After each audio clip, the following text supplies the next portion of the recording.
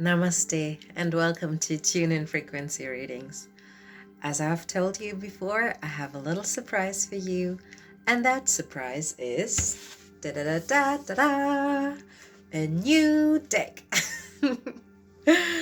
so, before I got myself my first deck, it was very interesting because I have known about tarot and oracle cards for such a long time, and I never resonated with any of the cards that I found.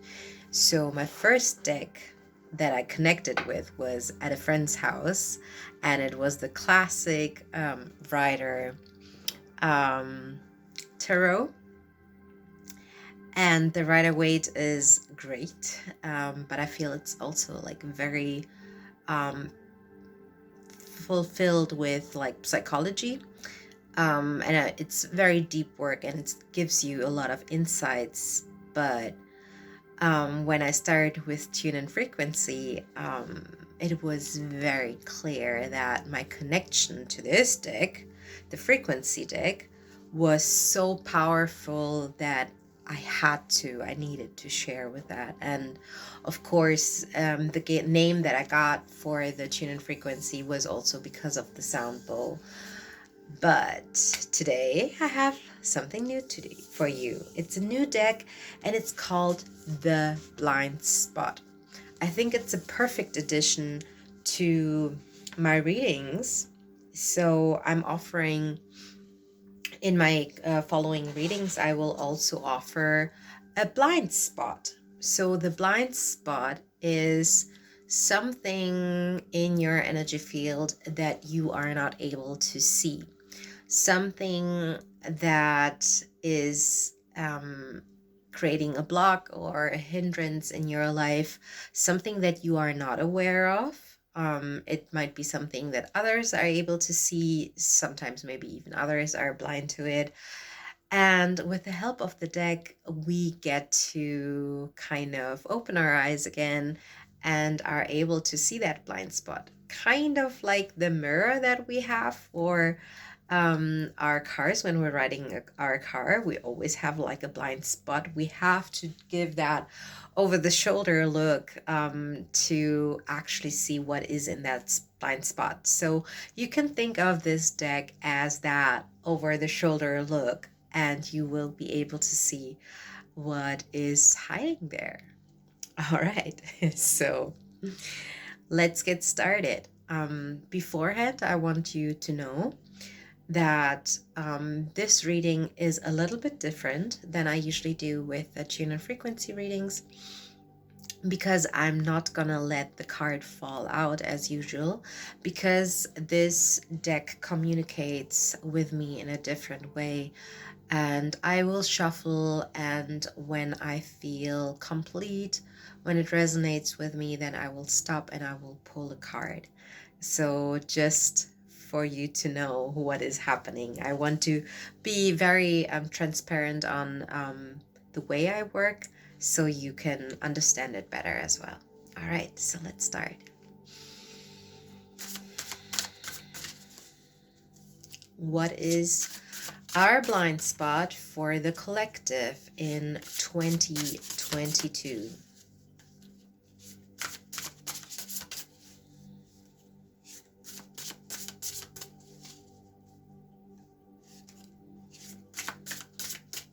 All right.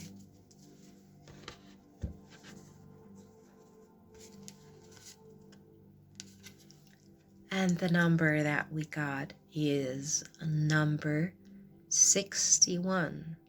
This is interesting. I feel like there's a lot of alignment happening. We got this line, and also we have, it reminds me a little bit of the yin yang symbol, and like this little like half moon, a cross. There's like a lot of symbols that we can read from this sigil that Teal has created. This is the number 61. When you add those numbers together, you will have 7. So 7 is the number of vision. So our vision, whatever the blind spot is for our vision in 2022. So let's put the card here so you get to see as I'm reading. And I won't be interpreting the card as I usually do. With this, I will be very straightforward. I'm just reading out what the booklet says. That has to do with me making sure that my ego doesn't like play a part in the blind spot. So you get a very straightforward reading with this. So enjoy. 61. Temporality. If you have drawn the sigil, what is preventing your progression is that you are either too attached to the temporal in general or to an aspect of the temporal, and it has caused you to lose sight of the bigger picture, which includes much more than the temporal world. If you have drawn the sigil, you might be looking for a solution that does not exist in the temporal world. I will repeat. You should get like a deeper perspective from, I would say, like a higher perspective also. So I would suggest like going on the top of a mountain to really be high up and to look at your life from a very wide angle and not being attached to who you are and where you are at, and trying to zoom out and seeing yourself from this higher perspective to also be free of that clutch that is time, because you can create anything anywhere and anytime. So don't think that it will have to take a lot of time. That is what people say. No, you can manifest very quickly. So don't think that time is holding you back. All right. If you have drawn the sigil, you might be looking for a solution that does not exist in the temporal world. That is like looking for a key that is lost, but being convinced that the key is somewhere in one specific room and never finding it because the key you are looking for is in fact not even in that room. The temporal world is a world of the purely physical. It is particles, body, color, shape, soma. If you don't know what soma is referring to the also like a physical aspect. Your physical health, the physical aspect of sex, money, house, place, things, the physical aspect of food, plants, people, and pets, possessions, etc. It is the realm of the material. If you have drawn the sigil, you may be invested in the physical and provable and rational and even potentially the type of science that is purely focused on physicality and those same things that you have forgotten that there is more to the universe that meets the eye. The physical world may seem secular, but it isn't. The physical world is not separate from spirit. It is a manifestation of spirit. You are denying the majority of the universe and actually the majority of yourself if you have invested in this way. Because of this, you might be more skeptical than you should be. By closing your mind down, you become unable to experience other potentials and other realities. You become selectively ignorant. Perhaps this sigil is calling you into an open mindedness and even faith. To have faith is to have positive confidence or trust in something. It is to think something is true even without proof. The famous philosopher Bertrand Russell once said, "Where there is evidence, no one speaks of faith. We do not speak of faith that 2 and 2 are 4, or that the earth is round. We only speak of faith when we wish to substitute emotion for evidence." Unfortunately for Bertrand Russell, he is forgetting something. The first person who believed the earth was round, enough to be motivated to set out to prove that it was round, had to go on faith before there was proof to back up that belief. Many people believe that faith is the absence of doubt. This could not be further from the truth. We only think that faith is the absence of doubt when we confuse faith with knowing. To doubt is to have uncertainty about something. Faith cannot exist in a universe of certainty. Certainty is knowing. Faith is not required when we know. And so, if doubt is uncertainty, doubt is a necessary condition of faith. If we take doubt a step further and let doubt mean what it means emotionally to most people, to doubt is to consider something unlikely. To consider something unlikely is to act as if you know. It is to pretend you know something that you do not know. It is to bring a sense of certainty to a universe of uncertainty. For this reason, doubt in all actuality is the flip side of faith.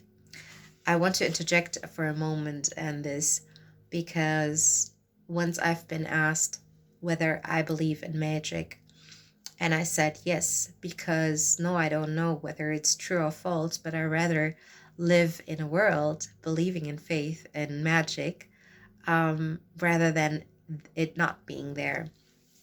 So, of course, I don't have proof for it, but I choose to believe in it. I have faith. I believe that there is something that is called magic, and I believe it's also the result and the proof, for me at least, that there is a higher connection, there is a higher power, and yeah, it likes to communicate through magic. All right, let's go back. If you have drawn the seagull, you may also be suffering because of your attachment to some aspect of the temporal. Perhaps it is your social status, someone else's success or state of being in the physical world relative to temporal matters. The way your body looks, your job, paying the bills, things you possess or want to possess. Your house, your city, your culture, your physical health, the physical aspect of sex, etc.